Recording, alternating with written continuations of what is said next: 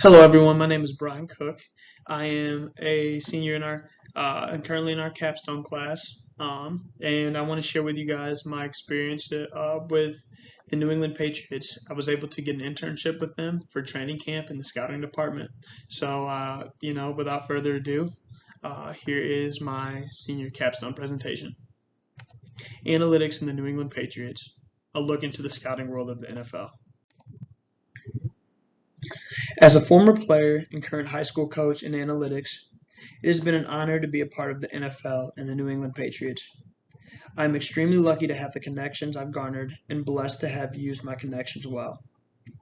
The internship is a pure product of persistent reaching out via emails and phone calls and being able to showcase the mastery of analytics and football that I've gained over the years. After months of constantly emailing teams, on June 21st, 2021, Mr. Dave Ziegler, Director of Player Personnel, offered me the opportunity to scout over training camp as an intern and learn the ways of the NFL. Measuring success. Success in this internship will be measured by my ability to perform tasks under pressure, with the preseason being 3 games long and the evaluation of filling out a 53-man roster where every spot matters. The ability to perform tasks, pay attention to detail, and be able to give feedback and hit deadlines will be the measuring stick of how long this internship lasts. The stakeholders in this internship, besides myself, are my 3 bosses or management figures. Elliot Wolf serves as personal consultant for the organization. David Ziegler, my contact, is the Director of Player Personnel. And Bill Belichick serves as the general manager and head coach of the organization. Together, these 3 assign tasks and enable me to have success and mentorship in the program. Along with them are the other directors of scouting: Steve Cargile, Marshall William, Brian Smith, and Matt Gore. I also will be in contact with the coaching staff throughout this whole process as well.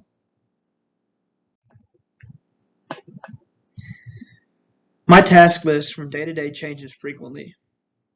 With the preseason around the corner, my biggest assignments on the day today will be to obtain the list of players that the organization is targeting for the roster. Then taking those players and grabbing the film of them each preseason game and making cut-ups of their plays that showcase what we need to evaluate them. This means that there will be numerous players to watch and evaluate from week to week. These are known as point of attack tapes, or tapes that show a player's skill set that we can evaluate. On top of that, I attend all practices, do any miscellaneous tasks, and attend all staff and management meetings.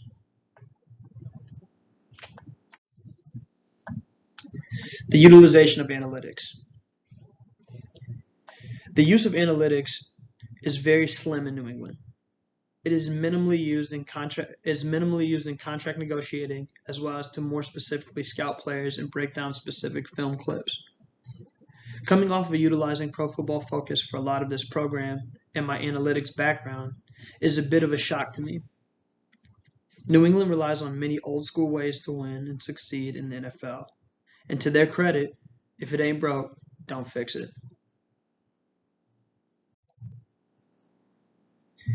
In terms of the work I've compiled, one thing I've learned in scouting is that it's very subjective. Everyone may see the same player a different way, and that is healthy to have. The disagreement is healthy to have as long as there is sound reasoning behind it.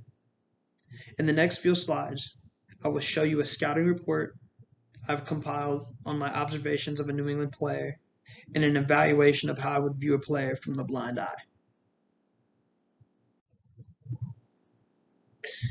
The first one I'm taking is N'Keal Harry, a third-year wide receiver that the Patriots drafted in the first round of the draft in 2018.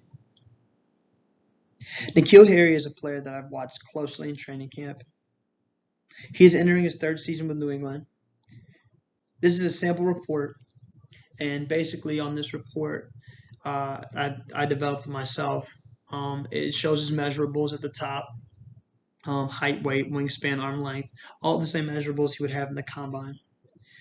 The biggest thing about scouting that I've learned is that you have to be able to point out what a player does in terms of his skill set and not necessarily measuring how good of a football player he is, but also how good of an athlete he is too. In 13 games in 2020, N'Keal Harry compiled 33 receptions out of 57 targets, and he only had 309 yards and 4 touchdowns. To most, that would be pretty poor year as a receiver. He does have a skill set. His skill set is that he's a big body at 6'2 and 3/8, so he has strong hands. He can make very contested catches. He can be versatile, where he's lined up inside of the offense, on the outsides of the offense, and he's a solid blocker. His weaknesses lie in his route running. He really isn't a great route runner, so it's hard for him to get open. He can't separate from another guy, so when he's going against the defender, he has a hard time creating space, so it's an easier catch. His ability to create touchdowns and big plays with the ball in his hand can lack, and sometimes in his route running, he can be very lazy. The biggest thing that I took off the scouting report in N'Keal Harry is that even though he's had some slim production and has high expectations, I don't think he's a lost cause. I think that he does have value if you use him the correct way. For him in the pass game, he's got a big body with strong hands. I've always said that guys like that need to be in the slot, need to be in the middle of the defense to make possession catches or make the tough catches when guys are usually draped on you. He also could be used in the run game because he's a solid blocker and he can go in and get in front of guys and help the running backs when they run the ball. The biggest thing with this scouting report that I had is I wanted to make sure I had a solid analysis of the player and how he fit in the scheme for New England, and then that I highlighted his skills and weaknesses. I think that's a big thing, and one of the most important things I learned about the NFL is you have to be able to analyze in the pass game and the run game, when they pass the ball and when they run the ball.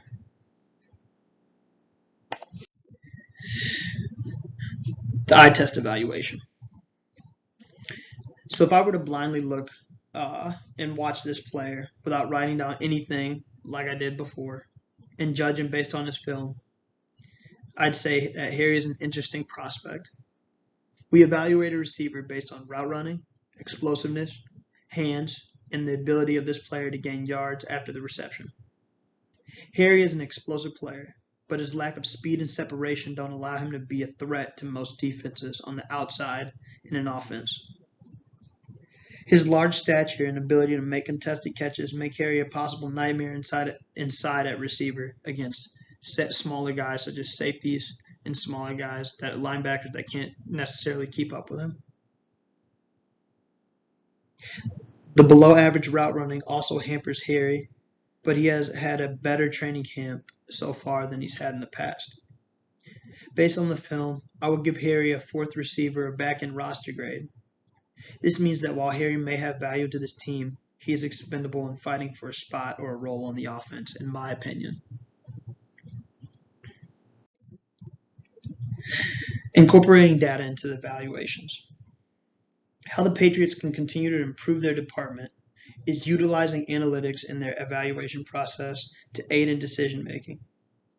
While Pro Football Focus is used to further decipher film and break it down more, I think it is important for this organization to also use advanced metrics and next generation stats.